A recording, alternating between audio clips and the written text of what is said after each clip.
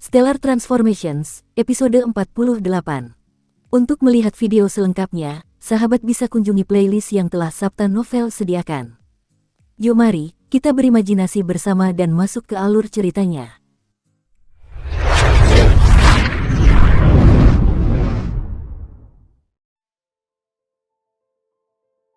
Saat itu, Qin Yu memikirkan banyak hal.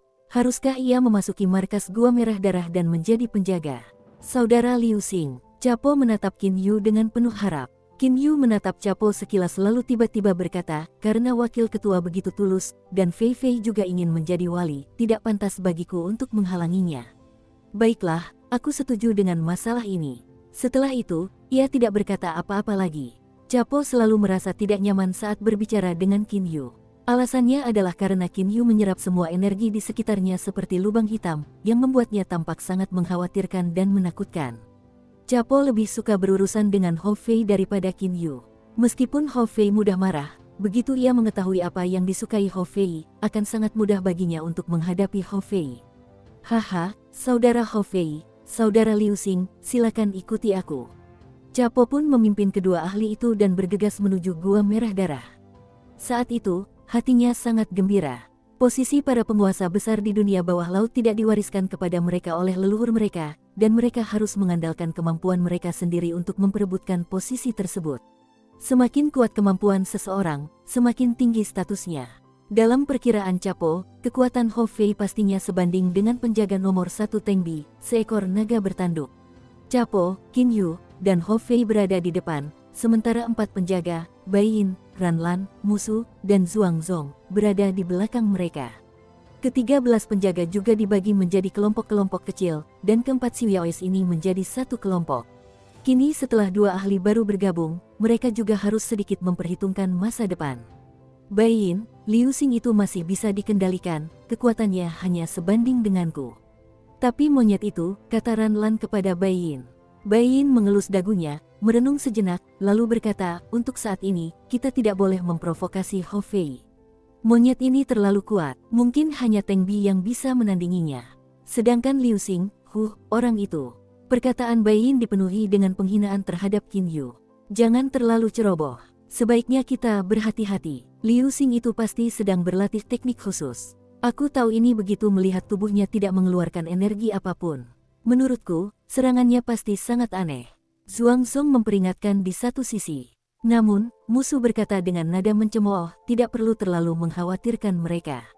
Semua orang harus memikirkan apa yang dikatakan wakil ketua barusan, 1000 penjaga. Tapi totalnya hanya 5000, dari mana 1000 ini akan datang? Seketika beberapa penjaga itu terdiam. Semua penjaga sangat menghargai kelompok penjaga yang benar-benar mereka kendalikan karena, pertama, jumlah penjaga dalam satu kelompok merupakan simbol kekuatan individu masing-masing penjaga, dan kedua, semakin banyak penjaga yang mereka pimpin secara langsung, semakin tinggi pula tingkat status mereka. Ke-13 penjaga mengendalikan jumlah penjaga yang berbeda-beda. Misalnya, penjaga nomor 1, naga bertanduk Teng Bi, sendiri memiliki 1000 dari 5000 penjaga di bawah komandonya. Ini mewakili kekuatan pribadinya, sekaligus statusnya. Kakak, ada hal penting yang ingin kukatakan padamu. Berdiri di luar ruang rahasia, Capo berteriak keras. Namun, ia agak kesal dalam hatinya, kakak benar-benar tidak masuk akal. Dia selalu berlatih secara tertutup. Lagi pula, dia tidak membiarkan siapapun mengganggunya selama latihan tertutupnya dan bahkan tidak membawa pemancar. Setiap kali dia ingin bertemu Cha Hong, dia harus berdiri di luar pintu dan berteriak seperti ini. Setelah serangkaian suara gerakan, pintu batu terbuka. Cha Hong keluar dengan ekspresi dingin. Melihat Capo, ia berteriak keras, kakak kedua, aku baru saja menutup pintu. Apa yang kau ributkan di sini? Ada urusan mendesak apa? Cepat katakan. Meskipun Cha Hong marah, dia tahu bahwa Capo pasti datang mencarinya karena suatu alasan penting. Kakak, aku sudah merekrut 2 penjaga lagi, kata Capo dengan ekspresi misterius. Lagi pula, salah satu dari mereka sangat kuat. Mata Cha Hong langsung berbinar. Di dunia Xiuyao bawah laut, semakin banyak penjaga semakin baik. Kekuatan besar di sini selalu berusaha merekrut penjaga sebanyak mungkin. Lagi pula, penjaga terlemah sudah memiliki serangan ahli tahap Yuanying, jadi kekuatan besar akan menjadi lebih kuat seiring bertambahnya jumlah penjaganya. Sangat kuat. Seberapa kuat dia sebenarnya? Cha Hong sangat gembira di dalam hatinya. Sejak mendapatkan kotak giok hitamnya, ia yakin suatu hari nanti ia akan menghadapi 3 kekuatan super. Namun, untuk menghadapi mereka, ia harus memiliki pasukan dan ahli yang cukup. Oleh karena itu, saat ini ia sangat membutuhkan ahli super.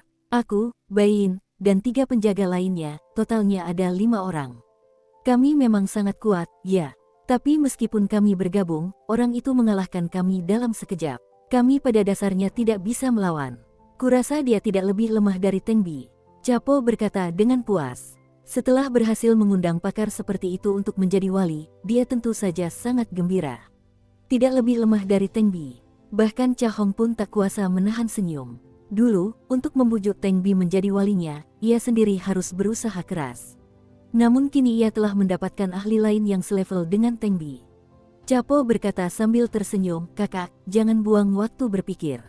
Ikuti saja aku. Aku ingin mereka resmi mendapatkan posisi penjaga dan kartu merah darah sesegera mungkin. Hanya kepala gua yang berhak memberikan kartu merah darah Crimson kepada seseorang. Lagi pula, Chapo hanyalah wakil kepala gua. Kepala gua harus secara pribadi menangani hal-hal penting seperti mengumumkan penunjukan wali baru. Bagus, aku akan menyiapkan kartu merah darah. Panggil para penjaga dan pemimpin regu penjaga ke aula utama sekarang juga. Aku akan segera ke sana." Saat ini, Cha Hong sedang bersemangat dan bersemangat. Ia langsung menuju ruang penyimpanan di aula belakang tanpa menunda. Penunjukan 2 wali baru merupakan hal yang sangat penting. Tak hanya 13 penjaga, bahkan para pemimpin beberapa regu penjaga pun berkumpul di aula utama. Secara teori, karena ada 100 penjaga dalam satu regu, seharusnya ada 50 pemimpin regu di sini, tetapi beberapa dari mereka saat ini sedang berburu Qin Yu di luar. 2 rumah halaman terpisah yang bersebelahan di bagian timur Gua Merah Darah telah menjadi tempat tinggal Qin Yu dan Ho Fei. Setiap rumah memiliki 3 xiao wanita yang semuanya sangat menggoda, cerdas, dan penurut. Puluhan rumah halaman di bagian timur istana berbagi taman. Saat ini, Qin Yu dan Ho Fei sedang duduk berhadapan di meja batu di taman dan mengobrol. "Selamat, aku Baming. Ini saudara keduaku, Bajian, dan ini saudara ketigaku, Basan. Kami bertiga juga penjaga Gua Merah Darah." 3 pria yang penampilannya hampir identik dan mengenakan baju besi hitam kehijauan menghampiri Qin Yu dan Ho Fei, lalu menyapa mereka. Mata Ho Fei berbinar. Ia tertawa aneh dan berkata, "Kura-kura hitam. Aku Ho Fei. Ini kakakku, Liu Xing. Kakak-kakak, pertahanan kalian bertiga pasti sangat mengesankan. Ayo tanding bareng aku kapan-kapan." "Ya." Raut wajah ketiga bersaudara itu langsung berubah. Baming berkata sambil tersenyum paksa, "Saudara Ho Fei, kami sudah mendengar tentang kehebatanmu. Bahkan cangkang pengangkat langit Zuangzong pun tak mampu menahan seranganmu, begitu pula kami bertiga. Tolong ampuni kami." Baming dan kedua saudaranya sangat pintar sehingga mereka langsung mengakui kekalahan. Sangat mengecewakan. Ho Fei sangat kecewa. Haha, jarang sekali melihat Baming dan saudara-saudaranya mengaku kalah semudah itu. Tapi Ho Fei terlalu kuat, jadi mereka tidak bisa disalahkan. Bai Yin berkata sambil tersenyum sambil mendekat dari kejauhan. Ranlan, musuh, dan Zuangzong berjalan di sampingnya. Baming dan saudara-saudaranya menatap Bai Yin dan bergumam dingin, namun tidak berkata apa-apa. "Aduh, banyak sekali penjaga di sini hari ini. Siapa pria tampan ini? Penjaga yang baru datang, ya." 2 wanita cantik nan mempesona menghampiri mereka. Salah satu wanita berpakaian hijau, sementara yang lain berpakaian merah. Wanita berpakaian hijau itu berkata sambil tertawa terbahak-bahak, "Saya Yan King. Senang bertemu kalian berdua." Wanita berbaju merah itu juga berkata dengan nada genit, "Saya si Yan. Senang bertemu kalian berdua." "Haha, 2 wanita ular ini, siapa yang kau rayu?" "Haha." Setelah tawa keras dan jelas terdengar, 2 pria besar terus berjalan keluar. Dengan menggunakan indera sucinya, Qin Yu menyadari bahwa wujud asli mereka adalah 2 hiu macan. Wu Tong, Wu Feng. Kedua pria besar itu memperkenalkan diri mereka sekaligus. "Ini kakak laki-lakiku, Liu Xing. Aku Ho Fei," kata Ho Fei santai. Ia lalu menghitung sesuka hatinya. Nah, Bai Yin dan teman-temannya ada 4, 3 kura-kura hitam, 2 hiu macan, 2 bayi, jadi 11 sudah ada di sini. Siapa 2 lainnya? Pada saat ini, suara tawa yang keras dan jelas terdengar. "Wu Tong, Wu Feng, kalian berdua tiba-tiba tidak menungguku." "Haha, sepertinya aku sudah terlambat. Aku Sang Mo. Senang bertemu kalian berdua." Sang Mo berjubah merah berjalan menghampiri mereka sambil tertawa terbahak-bahak. Qin Yu, yang duduk di satu sisi, sedikit mengangkat kepalanya dan menatap Sang Mo dengan tatapan dingin. Sang Mo, aku Liu Xing. Anehnya, ia berdiri dan memfokuskan pandangannya sepenuhnya pada Sang Mo. Ada senyum samar yang tak terpahami di wajahnya saat ini. Yang lain tidak mengerti mengapa ia tersenyum. Senyum di wajah Sang Mo membeku. Tadi, ketika penjaga lain datang, Qin Yu praktis tidak mengatakan sepatah kata pun. Terlebih lagi, ada aura dingin di sekitarnya sehingga mereka tanpa sadar tidak mengatakan apapun kepadanya. Namun sekarang mereka semua menjadi cukup penasaran karena dia sedang berbicara dengan Sang Mo. Penjaga Sang Mo, Qin Yu melanjutkan. Sang Mo tiba-tiba terbangun kaget. Namun, setelah mengamati Qin Yu dari atas ke bawah, ia baru berkata sambil tersenyum, "Saudara Liu Xing, saat aku melihatmu tadi, aku merasa seperti bertemu teman lama, jadi aku bersikap kurang bijaksana." Pada dasarnya, ia bisa berbohong tanpa berkedip. Qin Yu juga tersenyum lalu duduk lagi dan minum teh sendirian. Sang Mo terus merenung dalam benaknya karena begitu ia melihat Qin Yu beberapa saat yang lalu, ia merasa seperti mengenalnya. Namun, sekeras apapun ia berusaha, ia tidak ingat kapan ia bertemu dengan penjaga Liu Xing ini sebelumnya. Liu Xing ini aneh sekali. Kalau aku pernah bertemu dengannya, aku pasti tidak akan melupakannya. Tapi, aku pasti pernah bertemu dengannya sebelumnya. Sang Mo sangat yakin, ini adalah perasaan dari lubuk hatinya, jadi dia tidak meragukannya.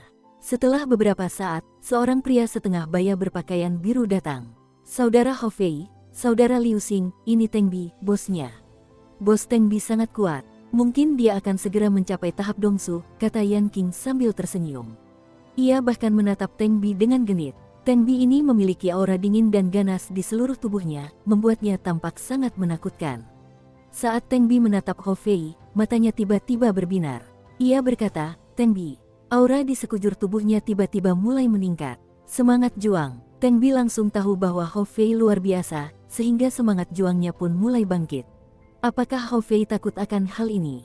"Kakak, kaulah yang mereka panggil Teng Bi, kan?" "Lumayan, aku Hou Fei." Hou Fei berkata sambil tertawa aneh, tetapi ia tak peduli dengan aura Teng Bi. Di saat yang sama, ia memancarkan aura mengerikan dari tubuhnya, yang seakan-akan aura binatang buas yang tak tertandingi. Merasakan aura Hou Fei dan Teng Bi, para penjaga lainnya saling memandang dengan mata melotot. Selesai. Hari ini, seorang ahli super lainnya telah bergabung dengan barisan penjaga. Mulai sekarang, mereka hanya bisa berdiri di satu sisi. Bagus sekali. Tempat ini terlalu kecil. Ayo kita cari tempat yang lebih baik untuk bertarung nanti, kata Teng Bi singkat.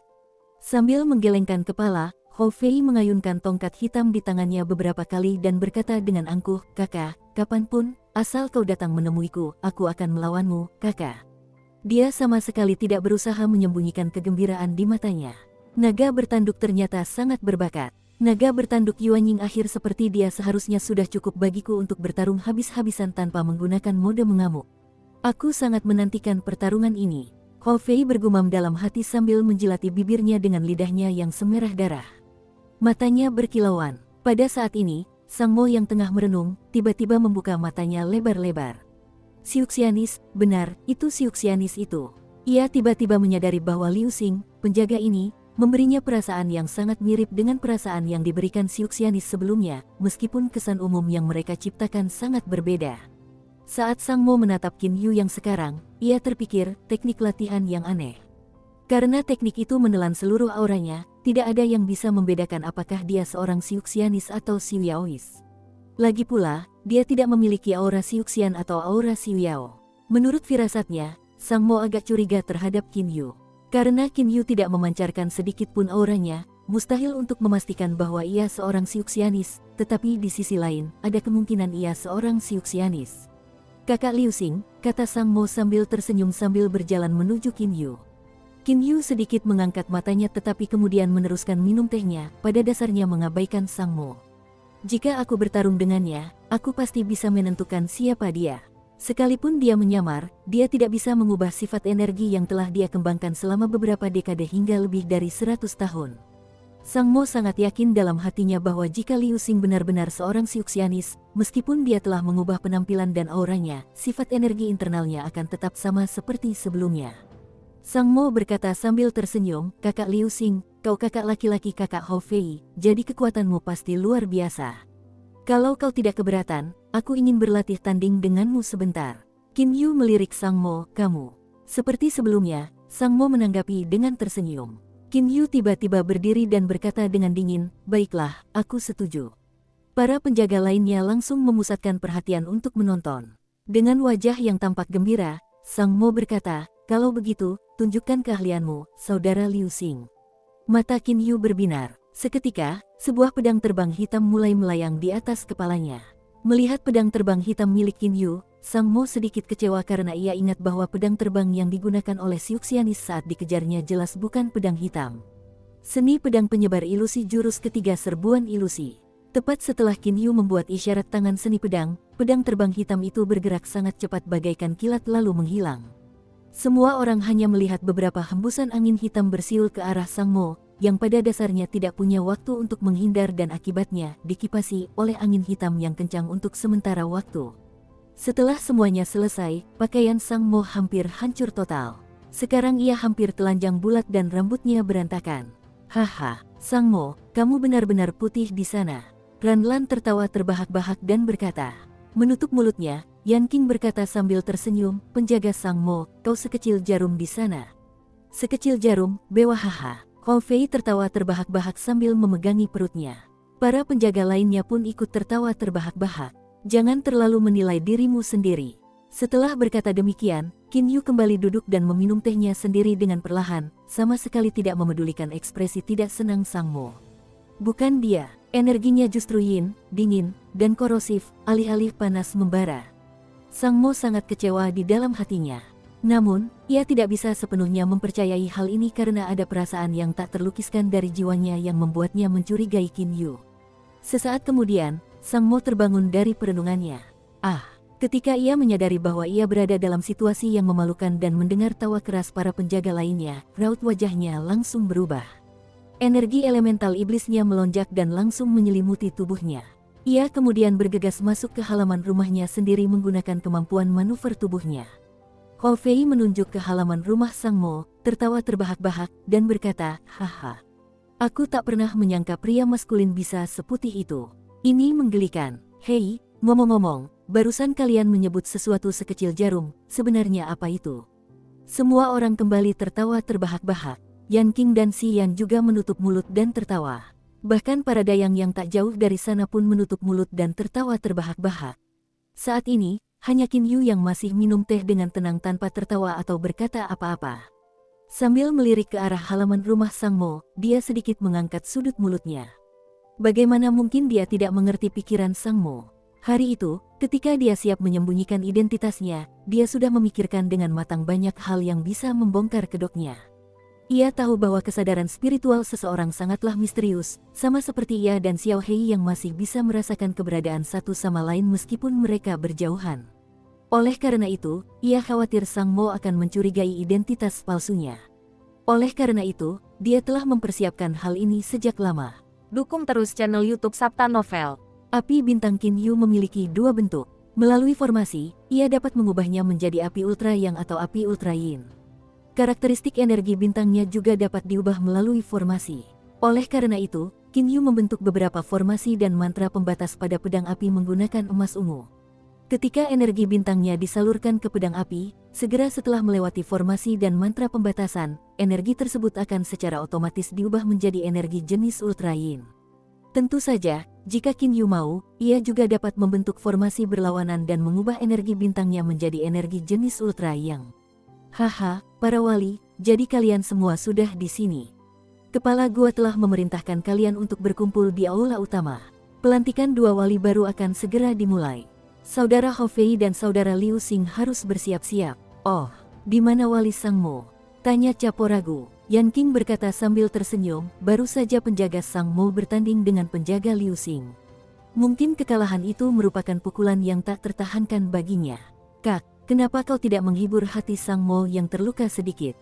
Tanya Si Yan sambil tertawa kepada Yan Qing. Yan Qing menekan jarinya di tengah-tengah alis Si Yan, sambil berkata, kalau kau mau, kenapa kau tidak pergi sendiri? Aku tidak tertarik pada Sang Mo. Setelah keributan, 13 penjaga, Qin Yu dan Hou Fei masuk ke aula utama. Begitu Qin Yu memasuki aula ini, ia tak kuasa menahan diri untuk tidak merasa sedikit emosional. Dari segi ukuran, aula utama Gua Merah Darah ini bahkan lebih besar daripada aula pertemuan Istana Kekaisaran di benua Qianlong. Hanya dengan melihat pilar-pilar emasnya yang besar, orang sudah bisa mengetahuinya. Istana Kekaisaran juga memiliki pilar-pilar emas, tetapi sebenarnya itu hanyalah pilar besi yang dibungkus dengan lapisan emas. Pilar emas aula utama ini adalah benda asli. Sambil tersenyum, Cha Hong melangkah ke panggung tinggi dan duduk tegak dengan anggun. Ia lalu menatap para penjaga dan sekitar 20 pemimpin regu di bawahnya. Kepala gua, Capo dan 13 penjaga segera membungkuk dan berkata. Qin Yu dan Hou Fei juga meniru mereka dan sedikit membungkuk. Namun, sekitar 20 pemimpin regu di belakang mereka berlutut dengan penuh hormat. Dengan lambaian tangannya, Cha Hong berkata, semuanya berdiri. Ke-20 pemimpin regu itu buru-buru berdiri. Sebenarnya, ada 50 pemimpin regu secara keseluruhan, tetapi lebih dari setengahnya telah pergi mencari Qin Yu. Di mana Liu Xing dan Hou Fei? Maju beberapa langkah untuk bicara denganku, kata Cha Hong sambil tersenyum. Sikapnya saat ini sangat baik. Namun, ke-13 penjaga asli tahu bahwa dia sangat berdarah dingin, kejam, dan tak kenal ampun. Qin Yu dan Hou Fei berjalan mendekat. Penguasa gua, aku Hou Fei. Hou Fei mengangkat kepalanya dan menatap Cha Hong tanpa rasa hormat. Cha Hong menatap Hou Fei. Setelah mengamati dengan indera sucinya, ia merasa sangat puas karena telah memastikan bahwa Hou Fei adalah seorang ahli yang sebanding dengan naga bertanduk Tengbi. Namun, ketika ia menatap Qin Yu, ia diam-diam terkejut. Kondisi Qin Yu saat ini, yang menyerap semua energi di sekitarnya, sungguh mengejutkan. Aku Liu Xing, kata Qin Yu tanpa kerendahan hati maupun kesombongan. Liu Xing, teknik apa yang kamu pelajari? Kenapa kamu tidak mengeluarkan energi apapun? Tanya Cha Hong. Bahkan, Cha Hong juga agak curiga padanya. Lagi pula, teknik Xiu Yao kurang mendalam dibandingkan teknik Xiu Xian dan Xiu Mo. Ketika teknik misterius seperti itu digunakan oleh seorang Xiu Yaois, latar belakang Xiu Yaois ini jelas tidak sederhana. Ini adalah teknik rahasia sekolahku, yang tidak bisa diajarkan kepada orang luar, kata Qin Yu segera. Ia agak khawatir dalam hatinya, si Cha Hong ini sangat kuat. Sekarang aku tidak punya aura apapun, baik Xiu Yao maupun Xiu Xian. Kalau dia mencurigai identitasku, ini akan sangat merepotkan. Dilihat dari ekspresi Cha Hong, Qin Yu sama sekali tidak tahu apa yang sebenarnya dipikirkannya. Oh, begitu. Kalau begitu, lupakan saja. Cha Hong masih tersenyum lebar, tampaknya tidak marah sama sekali. Ia hanya menatap Qin Yu dengan tatapan penuh arti, lalu menatap Sang Mo. Qin Yu sedikit takut dalam hati, tetapi ekspresinya tetap tidak berubah. Setelah mengetahui kejadian tadi, mungkinkah Cha Hong menemukan sesuatu? Pikirnya. Namun, dia juga tidak terlalu gugup karena jika dia tidak bisa menang, dia masih bisa berlari. Lagi pula, Hou Fei, seekor binatang suci, ada di sini, jadi Cha Hong tidak akan mudah menghadapi mereka. Saudara Hou Fei, saudara Liu Xing, Gua Merah Darahku sungguh beruntung kalian telah menerima undangan kami untuk menjadi penjaga. Ini adalah kartu merah darah, kartu otoritas para penjaga Gua Merah Darah. Setelah kalian memiliki kartu otoritas ini, tak seorang pun dalam radius 8 juta li dari tempat ini akan berani menyinggung kalian. Cha Hong tersenyum sambil mengeluarkan 2 kartu otoritas dari dadanya. Para dayang di sampingnya segera menerima kartu-kartu itu dan menghampiri Qin Yu dan Hou Fei. Terimalah kartu merah darah ini. Mulai sekarang, kalian berdua adalah penjaga ke-14 dan ke-15 Gua Merah Darahku, kata Cha Hong sambil tersenyum. Para penjaga diberi nomor bukan berdasarkan kekuatan mereka, melainkan berdasarkan waktu penunjukan mereka. Qin Yu dan Hou Fei segera menerima kartu merah darah. Selamat, saudara Hou Fei, saudara Liu Xing. Tengbi tiba-tiba berdiri lebih dulu. Setelah menatap Qin Yu, ia memfokuskan pandangannya pada Hou Fei. Saudara Hou Fei, jangan lupakan perjanjian kita tadi. Kakak jangan khawatir, aku bisa memberimu hadiah kapan saja. Hou Fei sama sekali tidak peduli. Para wali lainnya juga memberi selamat kepada Qin Yu dan Hou Fei. Meskipun beberapa hanya berpura-pura, ini adalah sesuatu yang harus mereka lakukan. Baiklah, selanjutnya kita akan membahas satu hal. Semua orang sudah tahu bahwa menurut aturan Gua Merah Darah, seorang penjaga memiliki pengawalnya sendiri. Hari ini penjaga Hou Fei dan penjaga Liu Xing telah bergabung dengan kita, jadi jumlah pengawal yang dikendalikan masing-masing penjaga harus sedikit disesuaikan, kata Cha Hong dengan lantang. Dalam sekejap, semua orang di aula utama menjadi tenang. Ke-13 penjaga asli saling berpandangan tanpa sepatah kata pun. Mereka berkumpul di aula utama kali ini terutama karena masalah ini. Kartu-kartu merah darah itu hanya mewakili identitas para pemegangnya. Bagi mereka, hanya penjaga yang berada tepat di bawah mereka yang penting. Semua orang diam menunggu perintah Cha Hong. Kakak kedua, umumkan jumlah pengawal yang berada tepat di bawah komando masing-masing pengawal, kata Cha Hong acuh tak acuh. Capo melangkah maju dan berkata, ketiga kura-kura hitam, Ba Ming dan kedua saudaranya, memiliki total 800 penjaga. Kedua saudaranya, Wu Tong dan Wu Feng, memiliki total 600 penjaga. Sang Mo memiliki total 300 penjaga. Yan Qing dan Si Yan bertanggung jawab langsung atas 600 penjaga. Bai Yin, Ran Lan, Musu, dan Zhuang Zong memiliki total 1.200 penjaga. Penjaga Tengbi memiliki total 1.000 penjaga. Sisanya, 500 penjaga, berada di bawah komandoku. Faktanya, penguasa gua dan wakil penguasa tidak memerlukan penjaga karena mereka dapat memerintah penjaga sesuka hati dengan menggunakan kartu hitam merah darah mereka. Meskipun para penjaga tersebut berada di bawah komando langsung para penjaga, namun kepala gua dan wakil kepala gua tetap memiliki hak untuk memberi perintah kepada mereka. Kakak, menurutmu, bagaimana seharusnya para penjaga didistribusikan? Tanya Capo dengan hormat. Ke-13 penjaga asli di aula utama menunggu dengan penuh perhatian untuk mendengarkan perintah Cha Hong, begitu pula Qin Yu dan Ho Fei yang menunggu dengan penuh perhatian meskipun mereka tidak terlalu peduli dengan para penjaga. Namun, jumlah penjaga juga menentukan status mereka di Gua Merah Darah. Nantinya mereka akan dapat memerintahkan dan memindahkan para penjaga ini. Capo menyebutkan 1.000 terakhir kali. Mari kita lihat bagaimana mereka akan mendapatkan 1.000. Dengan menggunakan indera sucinya, Qin Yu melihat ekspresi semua Xiuyaois yang hadir. Kecuali Tengbi, yang tidak terlalu khawatir, para penjaga lainnya tampak sangat gugup. Kakak kedua, aku ingat setelah kakak ketiga meninggal, 500 pengawalnya dibagikan kepada para pengawal. Bagaimana pembagiannya? Tanya Cha Hong akhirnya. Capo berpikir sejenak lalu berkata, setelah kematian saudara ketiga, di antara 500 pengawalnya, 100 diberikan kepada saudara Wu, 100 lainnya diberikan kepada Yan Qing dan saudara perempuannya, dan 300 pengawal sisanya diberikan kepada 4 pengawal dalam kelompok Bai Yin. Mendengar ini, semua orang memiliki gambaran samar tentang apa yang akan terjadi. Tampaknya para penjaga itu harus mengeluarkan penjaga tambahan yang mereka miliki. Ekspresi Yan Qing, adik perempuannya, Wu Tong, Wu Feng, dan keempat penjaga dalam kelompok Bai Yin saat ini tidak terlalu menyenangkan untuk dilihat. Sebelumnya, mereka harus bernegosiasi dengan penjaga lain dan membayar mahal untuk mendapatkan penjaga ini. Oleh karena itu, jika para penjaga dipanggil kembali sekarang, pengorbanan mereka akan sia-sia. Senyum tipis muncul di wajah Qin Yu. Dia bisa menebak apa yang dipikirkan Cha Hong. Baiklah, 500 penjaga itu akan dipanggil kembali. Mereka dan 500 penjaga saudara kedua akan berjumlah 1.000 penjaga. 1.000 penjaga ini akan ditempatkan di bawah komando langsung Wali Ho Fei dan Wali Liu Xing. Adakah yang punya pendapat berbeda? Cha Hong melirik semua orang di aula. Ke-13 wali asli tentu saja menerima perintah tersebut. Apa yang bisa mereka katakan dalam situasi ini? Bagus sekali. Setelah semua orang kembali, 1.000 penjaga itu akan direlokasi seperti ini, kata Cha Hong sambil tersenyum.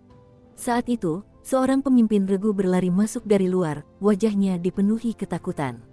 Ia berkata, kepala gua, situasinya gawat. Mati, semuanya mati. Tenangkan dirimu dan katakan yang sejelas-jelasnya. Cha Hong berteriak dingin, tetapi wajahnya sudah pucat pasi. Ketika mendengar kata-kata, mati, semuanya mati, ia langsung merasakan firasat buruk. Para penjaga di aula utama juga merasakan sesuatu yang buruk telah terjadi. Semua mata tertuju pada pemimpin regu itu. Dia menarik napas dalam-dalam lalu berkata, kepala gua, setelah kami menerima perintah Anda untuk keluar dan memburu elang hitam itu, setiap Xiuyaois dalam radius 8 juta li dari sini juga secara alami menjadi mata kami dan kami dapat mendeteksi elang hitam itu dengan sangat cepat. Ketika Qin Yu mendengar ini, jantungnya berdetak lebih cepat. Berburu elang hitam, mereka memburu Xiao Hei. Ia merenung cepat dalam benaknya. Kenapa mereka ingin memburu Xiao Hei? Logikanya, Sang Mo dan Cha Hong seharusnya memburu aku. Tiba-tiba, ia terpikir dan langsung memahami hal ini. Dia memaksakan senyum dalam hatinya. Alasan Xiao Hei diburu pasti karena ia punya hubungan dengannya. Sang Mo, yang tahu tentang hubungan antara Xiao Hei dan dirinya, pasti ingin menangkap Xiao Hei untuk memancingnya keluar. Katakan, apa yang terjadi setelah kau mendeteksi elang hitam itu? Teriak Cha Hong dengan wajah pucat. Pemimpin regu menelan ludah dengan gugup lalu melanjutkan, setelah itu, 50 subkelompok dari regu saya dan puluhan Siwiaois lain di dekatnya bergabung untuk menangkap elang hitam. Siapa sangka elang itu terlalu menakutkan, terlalu menakutkan. Pemimpin kelompok itu adalah wakil komandan saya. Ia hanya sempat mengirim pesan sebelum meninggal, cahaya hitam, semuanya mati. Setengah hari kemudian, saya menerima beberapa pesan dari para Siwiaois yang telah menemukan jasad mereka. Mereka mengatakan bahwa subkelompok saya dan puluhan Siwiaois semuanya telah mati dan tidak ada yang selamat. Sekarang, bahkan pemimpin regu pun merasa apa yang baru saja dikatakannya agak tidak dapat dipercaya.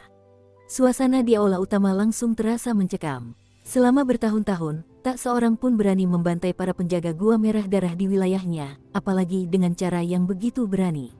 Para ahli yang telah mencapai tahap Yuanying memang mampu melakukan tindakan seperti itu, tetapi mereka juga tahu konsekuensi seriusnya. Jika mereka membunuh penjaga manapun, Cha Hong akan terprovokasi, dan mereka akan mengalami nasib buruk sebagai akibatnya. Namun Qin Yu diam-diam menghela napas lega, tidak buruk, tidak ada yang terjadi pada Xiao Hei. Chapo melangkah maju dan berkata, "Kakak, elang hitam itu sangat kuat. Serangannya hampir setara dengan ahli Yuanying tingkat menengah. Para penjaga itu tidak cukup kuat sehingga mereka hanya bisa terbunuh. Untuk menghadapi elang hitam ini, kita perlu mengirim para penjaga." Cha Hong juga mengangguk. Memang, saat ini, ia harus mengirim para penjaga. Mereka hanya ada untuk menangani para ahli yang bermusuhan seperti elang hitam. Kali ini kita kehilangan beberapa penjaga.